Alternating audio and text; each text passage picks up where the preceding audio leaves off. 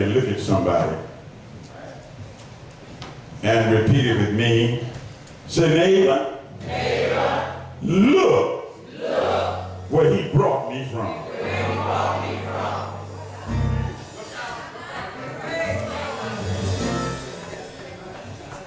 Now, I ought to be able to just stop right there and tell you to read it when you get home, because look at where you were and then look at where you are now.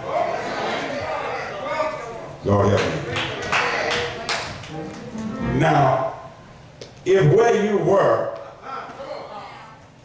is no better than where you are now, then your were is now. Lord help us here tonight. Lord help us tonight. Are y'all gonna pray with me?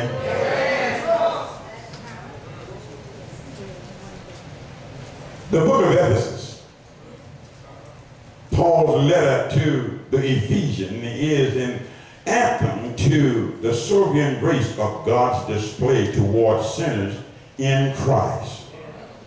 Let me read this again, because I want you to get it. Paul's letter to the Ephesians is an anthem to the sovereign grace of God displayed towards sinners in Christ.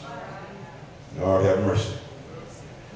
Sinners ought to be able to look at those of us who claim that we are the children of God now and distinguish between their life and your life. Lord help me. Are y'all with me? So now, if you have made some changes, somebody needs to be able to see the light. Lord help us here tonight. It contains some of the worst news. You were dead. Listen to what it said. You were dead in your trespasses and sin. Didn't say sin, sins.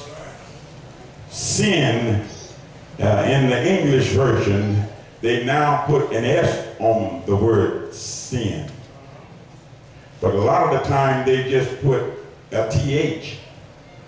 And the TH is plural in the Greek. Letting us know that it's a continuation. So if your trespasses also has an S on it. And sins.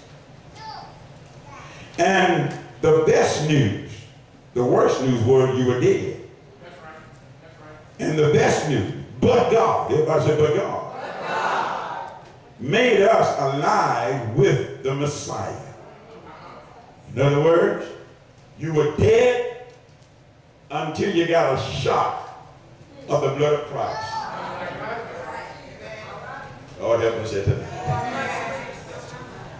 You were dead until you were, what's this thing they put on you when you're laying out and your heart is stopped and they give you that shock treatment?